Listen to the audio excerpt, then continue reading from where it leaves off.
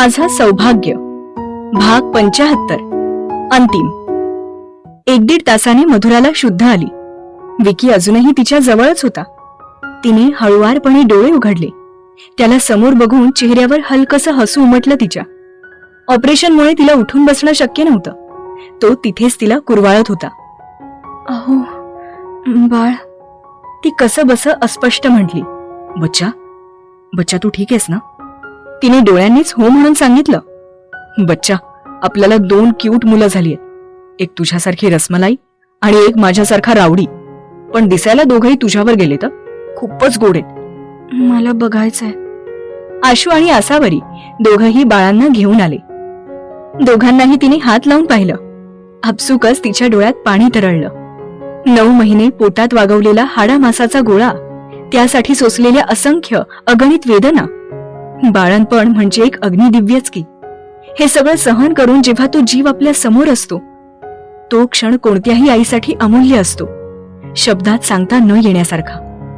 अचानक कालपर्यंत अल्लड असणारी मुलगी मोठी होते, समजदार होऊ लागते। बाळाच्या हालचालींवर त्याला काय हवं नको ते तिला समजू लागतं। सगळे हॉस्पिटलमध्ये तिची आणि बाळाची पुरेपूर काळजी घेत होते। काही गोष्टी होत्या ज्या फक्त लेडीज समजू शकत होत्या, म्हणून विक्रांतला रूमच्या बाहेर काढलं होतं। वैतागून तो नीलच्या केबिन मध्ये बसला होता। काय झालं विकी? बघ ना यार नील, मला बाहेर काढतात। मी नीट भेटलो पण नाहीये माझ्या बच्चाला। तिला आधीच किती त्रास होत होता।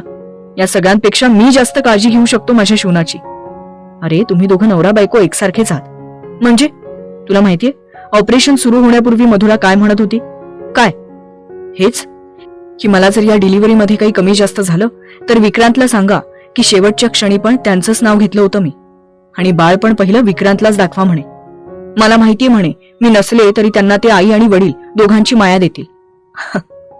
ती माझी बच्चा आहे, पूर्ण वेडी। खूप लकी आहेस यार विकी तू, माहितीये मला ते नील। बेबी गर्ल सारखी रडत होती। खूप वेळ समजावून दूध पाजून पण ती गप्प बसत नव्हती। मधुरा आता ऑलमोस्ट रडायला आली होती। तिला उठून बसणंही शक्य होत नव्हतं। आई, यांना बोलवा ना, तेच करतील आता काहीतरी। पिल्लू, अगं ही बाई माणसांची कामं, त्यांना येईल का? आपण ना तिची दृष्ट काढू। तू बोलाव ना त्यांना आई। नील आणि विकी आत आले तर मधुरा आणि बेबी गर्ल दोघी पण रडत होत्या। झाली विकी तुझी ड्युटी सुरू? आशू मागून हळूच म्हटला। अहो ती बघा ना किती रडतीये। बघतो आम्ही शोना, तू शांत हो आधी। विकीने तिला घेतल्यावर त्याच्या स्पर्शानेच ती गप्प बसली। त्याच्या दाढीला हात लावून त्याच्याकडे बघत होती ती। विकीला बघून खूप गोड हसत होती। बघितलं, तुम्ही मला बाहेर काढत होतात म्हणून माझ्या पिल्लूला राग येत होता। आता कोणीच मला बाहेर काढू शकणार नाही, होय ना पिल्लू? डॅडा आणि पिल्लू एका टीम मध्ये, राईट? दोघही बाप लेक एकमेकांकडे बघून क्यूट वाली स्माइल देत होते। तिला झोपून विकी बाहेर निघून गेला। 3-4 दिवसांनी मधुराला डिस्चार्ज मिळाला। फुलांच्या पायघड्या घातल्या होत्या। बेबी गर्लचे पाय कुंकवाच्या पाण्यात बुडवून घरी लक्ष्मीचं स्वागत करण्यात आलं। विक्रांतने दोघांच्याही पायांचे क्ले शीटवर ठसे घेतले। गँगने मधुरा आणि विकीची रूम जबरदस्त सजवली होती। बाळांसाठी सगळी खेळणी, लागणारं सगळं सामान होतं। बाळांना झोपवून सगळे बाहेर बसले होते। आत फक्त मधुरा आणि विकीच होते। तसं आशूला सांगून विक्रांतनेच त्याला सगळ्यांना बाहेर काढायला लावलं होतं। तेवढाच त्यांना एकांत। बच्चा बच्चा बच्चा, I am so happy today.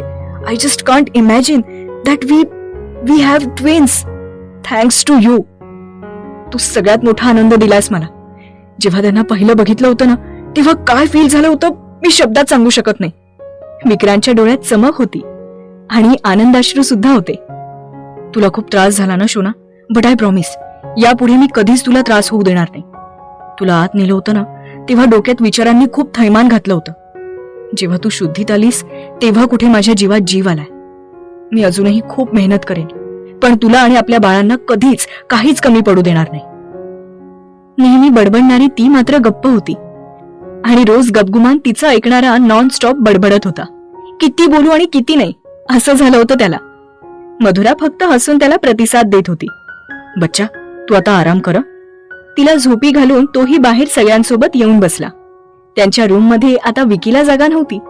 मधुराची mamma आणि आई तिथे राहणार होत्या. मधुराला स्वतःहून काही जास्त काम करता येत नव्हतं, त्यासाठी छोटी पिल्लू फक्त विकी असेल तरच गप्प बसायची. तो गेला की खूप रडायची. त्यामुळे तो हॉलमध्ये झोपायचा. तिचा आवाज आला की कुणी उठायच्या आत तिथे हजर. बाप लेकीचं नातं असतंच असं खास. विक्या, तुझं काही खरं नाहीये. आधी मधुरा तुला नाचवायची, आता ही छोटी पिल्लू तुला तसंच करतेय. सगळे फक्त हसत होते. बच्चा, खाऊन घे ना. नको, किती बोर आहे हे, मला नाही आवडत. काहीच चव नाहीये याला. विकी प्लीज, मला स्पायसी खायचंय. शोना, काही दिवस फक्त, मग तुला जे पाहिजे ते खाऊ. I hate you but I love you. चल आ कर, मी तुला खाऊ घालतो. विक्रांतने पॅटर्निटी लीव्ह घेतली होती म्हणून बाळांना सांभाळायला सोपं जात होतं. मधुरा अजूनही वीक फील करत होती. दोघांना फीड करणं, कधी कधी रडायला लागले की दोघं एकत्र रडायचे. मग तिची खूप धांदल उडायची. लवकर गप्प बसले तर ठीक, नाहीतर तीही त्यांच्यासोबत रडायला लागायची. बिचारा विक्रांत खूप दमून जायचा त्याची ही 3 लेकरं सांभाळून. त्या दोघांना बघून त्याला मधुराकडेही पाहायला लागायचं. ती जेवण केल्याशिवाय तोही जेवत नव्हता. बारसं 2-3 महिन्यांनी करणार होते. पिल्लू, बाबू, सोनुली असं म्हणूनच खेळवणं चालू होतं. तिच्या खाण्यापिण्यावर सगळेच लक्ष ठेवून होते. प्राजू, साशा, अभि, संदीप दादा आठवड्यातून 2-3 वेळा चक्कर टाकायचेच. हळूहळू मधुराची हेल्थ पण सुधारत होती. आता कोणतं स्पेसिफिक डाएट नव्हतं, त्यामुळे बरीच सुधारली होती. घरात कोणी ना कोणी असायचंच बाळांची काळजी करण्यासाठी, त्यामुळे तिला बराच आराम मिळत होता. Baby boy total mama's boy होता. तिला सोडून जास्त वेळ राहतच नव्हता. ती समोर असली की मगच खेळायचा. इकडे विकी ऑफिसला गेल्यावर मात्र मुलीला कसं बसं सांभाळावं लागायचं. सगळं करताना घरच्या सर्वांची तारेवरची कसरतच व्हायची. दिवसभर त्यांच्या मागे मागे करण्यात जायचा, म्हणून आता रात्री या दोघांना बाळ सांभाळायला द्यायचे. रात्री बेडवर दोघांना झोपवलं होतं. मधुरा बेडच्या एका बाजूला आणि विक्रांत एका बाजूला झोपला होता. अहो, बोल ना बच्चा. बाळामुळे तुम्ही तुमचं प्रॉमिस पाळत नाही आहात. मला जवळ घेऊन नाही झोपत. अरे हो ना शोना, पण काय करणार आता. बस अजून थोडेच महिने. काय माहिती महिने की वर्ष, आता ते तर त्यांनाच माहिती शोना. पण मी लांब असलो तरी माझं पहिलं बाळ तूच आहेस. माहितीये. मधुरा, तू ना आजकाल रडका बच्चा झालीस. काय हो. 3 महिन्यांनंतर आसावरी आणि प्राजू दोघी भांडत होते आज. बाळांचं नाव काय ठेवायचं यावरून. जीजू, बार्बी, मी नाव ठेवणारा. डॉल, मी तुला आधीच सांगितलं होतं की नाही. प्राजू म्हणते. नाही नाही, मी विकी दादाची बहीण आहे, त्यामुळे मी ठेवणार. आसावरी म्हणते. दोघी मस्त एकमेकींसोबत भांडत होत्या. सगळे वैतागून गेले होते. ए बायांनो, 2 पोरं आहेत त्यांना. एकीचं नाव प्राजू ठेवेल आणि एकाचं आसावरी, ठीक आहे. आशू म्हणाला. हो ना, आता बास झालं यार प्राजू, किती तो हट्ट. अभि म्हटला. का? बार्बीला सगळ्यांच्या बाळाचं नाव ठेवण्याचा हक्क मिळाला. अभिच्या बाळाचं नाव तूच ठेवशील ना जानेमन. हो, तरी ते तुझ्या गर्लचं नाव मीच ठेवणार, कळलं. What about me? साशा म्हणाली. तुम्हाला पण नाव ठेवायचंय का? Yes, I also want to take participation in that ritual. घ्या, कोणाचं काय आणि कोणाचं काय. आशू हसतच म्हणाला. नाही नाही, आमचं ठरलंय, आता मी काही माघार घेणार नाही. आसावरी म्हणाली. मी पण नाही. प्राजू म्हटली. अवी, लुक ना. आशू, कर ना काहीतरी, नाहीतर ही मला असाच त्रास देईल. Sasha, this is a very common ritual.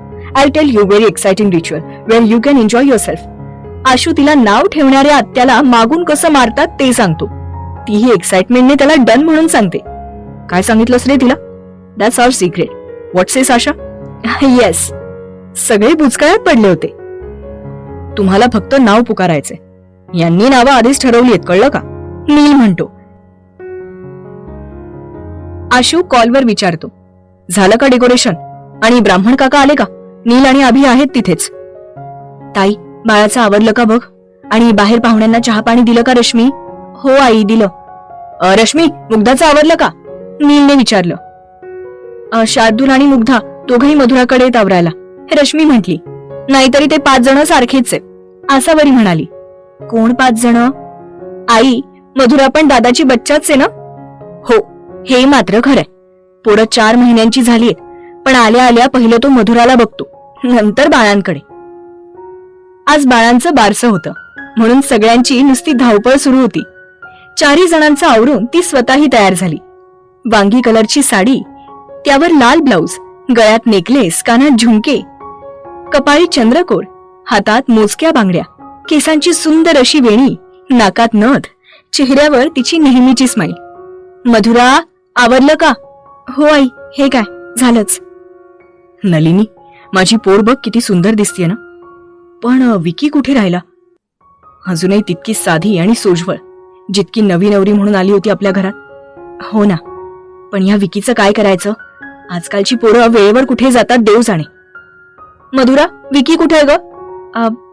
आई थोड्या वेळात येतो असं म्हणून गेलेत ते सगळे बोलत असताना विकी मागून त्यांचं बोलणं ऐकत होता. ग्रीन कलरचा कुर्ता, वेल ट्रिम शेव, त्याची पोनीटेल कापून परफेक्ट सेट केलेले त्याचे केस, हातात वॉच, डोळ्यावर गॉगल. भाऊजी खूपच हँडसम दिसताय, संदीप म्हणतो. विकी, मी ओळखलंच नाही की रे तुला. जंगल कमी केलंस तर. कळतो मला टोमणा आई. काल माझी पिल्लू रडत होती, तिला माझे केस आवडले नाही म्हणून, त्यामुळे गेलो होतो कमी करायला. तुला कसं समजलं रे तिचं बोलणं? अगं मावशी, विकीची मुलगी आहे ती, न बोलता पण समजतं मला. बच्चा, आवरलं का? निघायचं? हो हो, आवरलं. ताई बघितलं, आधी मधुराने सांगितलं तर ऐकायचा, आणि आता पोरीचं. वा रे दुनिया. सगळे हसत बाहेर पडले. आज कोणीतरी खूपच रापचिक माल दिसतंय. निघताना मधुरा त्याच्या कानात म्हटली, हा आता जास्त मेंटेन राहावं लागेल ना, 2 पोरांचा बाप आहे मी. नाही दादा, 3. तुमच्या बच्चाला आत्तापासूनच विसरलात का? हसावरी म्हणाली. अहो नाही बच्चा, मी तुला कसा विसरेन? आशू नाहीये तर तू घे असावरी त्याची जागा. पिन लावूनच जायचं. ऑल द बेस्ट दादा. संदीप आणि अभिने बारशाची पूर्ण तयारी केली होती. मामा म्हणून सगळं बघत होते ते. सोबतीला गँगचे मेंबर्स होतेच. विकीने मुलीला आणि मधुराने मुलाला घेऊन एंट्री केली. तसा फुलांच्या पाकळ्यांचा वर्षाव झाला. सगळ्या थोरा मोठ्यांचे आशीर्वाद घेऊन बारशाला सुरुवात झाली. दोघांनाही पाळण्यात घालण्यात आलं. मधुरा खाली बसून होती. पाळणा म्हणून झाल्यावर आसावरी आणि प्राजूने दोघांची नावं ठेवली, वीरा आणि रुद्र. दोघांची नावं फ्लॅश झाली. इकडे आशूने शिकवल्यामुळे साशा आणि रश्मी प्राजू आणि आसावरीला जोरदार धपाटे घालत होत्या. दोघी बराच वेळ पाठ चोळत होत्या. सगळीकडे एकच हशा पिकला होता. सगळ्यांनी भेटवस्तू देऊन आपले आशीर्वाद त्यांना दिले होते. मुग्धा आणि शार्दूल नुसते इकडे तिकडे पळत होते. जेवणं झाली. हळूहळू पाहुणे आपापल्या घरी परतले. 8-15 दिवसांसाठी मधुरा तिच्या माहेरी जाणार होती. तसं तर विकीच्या मनात नव्हतं पाठवायचं, पण तिलाही वाटत असेल ना की घरी जावं, म्हणून काळजावर दगड ठेवून त्यांनी त्यांना तिकडे पाठवलं. माहेरी पण मधुराचे चांगलेच लाड सुरू होते. प्राजूही तिकडे राहायला होती. अभि, संदीप, अवी, साशा, प्राजू नुसता गोंधळ चालू होता. इकडे रूम मध्ये मात्र विक्रांतला हा एकटेपणा जीव घेणा वाटत होता. इकडे तिकडे पडलेलं सामान आवरून तो काहीतरी विचार करत होता. आणि तेवढ्यात त्याला कॉल आला. अहो बच्चा, काय झालं? रडतीयस का? वीराचा आवाज येतोय मला. अहो इकडे या ना, वीरा खूप रडतीये, तुम्ही दिसत नाही आहात तर. शोना, तू व्हिडिओ कॉल कर. नाही, तुम्ही आधी इकडे या.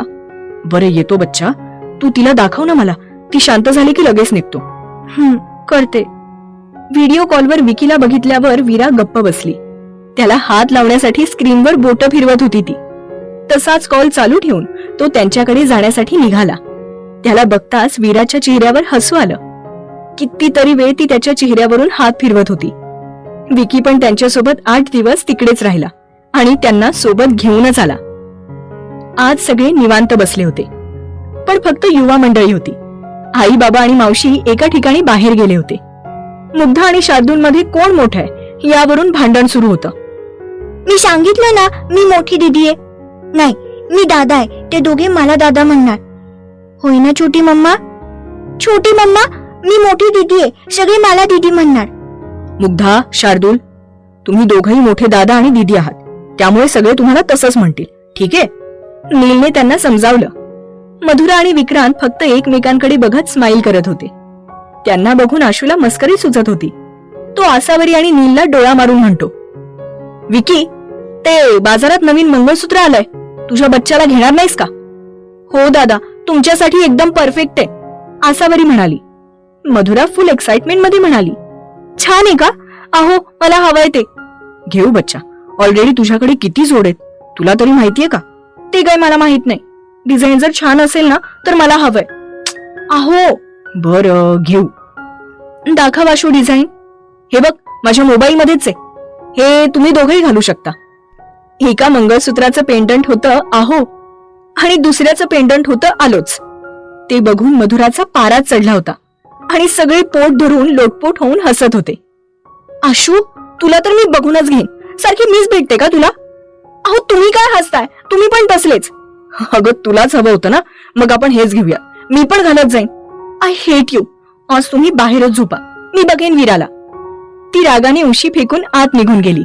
ए बच्चा असं करू नकोस. ऐक ना. सॉरी. तोही तिच्या मागे मागे निघून गेला.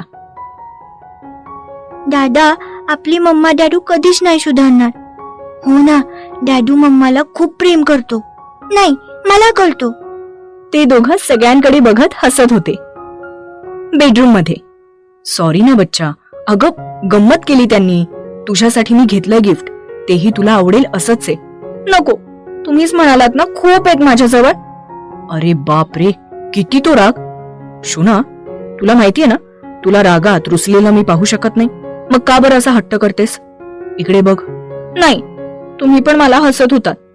हो कारण तू माझा सुपर क्यूट बच्चा आहेस ना. तो तिचा चेहरा स्वतःकडे वळवून हलकेच तिच्या ओठांवर आपले ओठ टेकवतो. तेवढ्यात वीराच्या रडण्याचा आवाज येऊ लागतो. म्हणून विक्रांत पटकन बाहेर जातो आणि तिला घेतो. बघितलं दादा, डॅडू माझ्यावरच जास्त प्रेम करतो. मधुरा पण बाहेर येऊन त्याच्याजवळ उभी राहते. पोरगी जरा रडली की लगेच जातात आणि मला म्हणतात मी सुपर क्यूट बच्चा आहे. पण त्यांचं हेच रूप मला खूप आवडतं.